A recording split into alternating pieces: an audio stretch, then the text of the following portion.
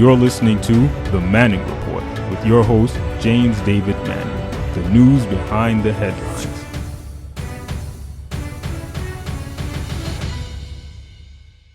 All right, Waverly Marsh, you know him as that. I've named him Joseph because he's quite a dreamer. And Joseph will be traveling us to Egypt. By the way, we have changed our October traveling date to early 2020. I'll travel to Egypt. We'll get back to more details about that shortly. But Waverly writes, first of all, he's a prolific writer as well. He writes with a sheer literary clearness that's just overpowering. But he wrote, and he's a dreamer like Joseph of the Bible, the son of Jacob, hated by his brethren. And he wrote this, and I want to read this because it represents it's a prophecy, really, of what is on the stage to happen. And I'm going to set the context of the dream that Waverly established. As auspicious and austere and exclusive and expensive as New York City properties are, when you look at where the rich people live and wealthy people here in New York City live, not like the ghettos, Waverly writes about that type of scene, but he says it's just a facade. In fact, the buildings on Park Avenue and Fifth Avenue and Madison and then Tribeca, all these multi-million-dollar places that people dwell in here in New York City, that is just a facade. But it's a ghost town and a skeleton with deep smells of feces. But he goes on to point out this is the reality of Tribulation Trump's presidency. It's a tremendous prophecy. We're going to hang this one on the wall. But let me read this to you. He said, in a dream I was walking with Rudy Giuliani and some other guy, Sean Hannity. I couldn't see the other guy, but Rudy Giuliani was talking mainly to the other guy, but looking at me from time to time. We were in some city with skyscrapers, although it did not look like New York City. Rudy Giuliani looked skeletal skinny as Al Sharpton, and it seemed he was basically a homeless bum in a gray suit. Now, stop right there.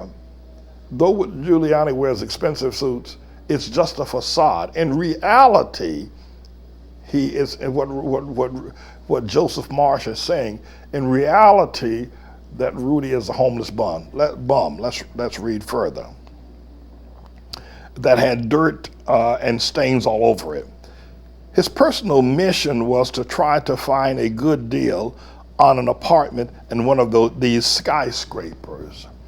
He acted all cocky and proud, but he should have known he was just a dirty bum in a dirty suit and a suit that most people on the street wanted to avoid. And that is the reality. We're seeing one thing with our eyes, but God has showed in his prophecy to Joseph Marsh the reality of Giuliani and the skeletal facade of Trump and his lies.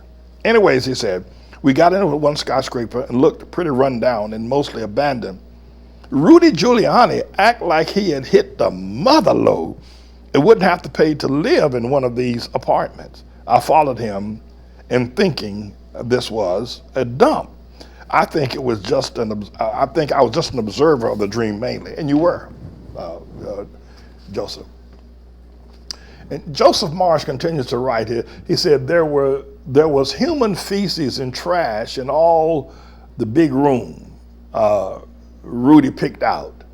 There were stains all over the walls and trash everywhere and very little light. Now that is exactly the White House that we're talking about. The reality, Joseph, that is the reality of the world in which the White House is in right now.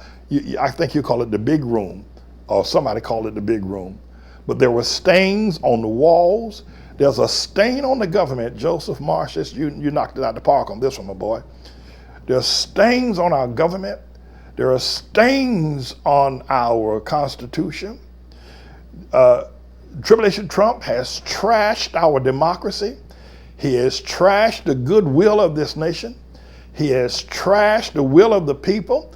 And there's a stain that cannot be removed that now lies upon America. And he said, and Joseph Marsh goes on to write, there were stains all over the walls and trash everywhere and very little light. And there's no light in America now.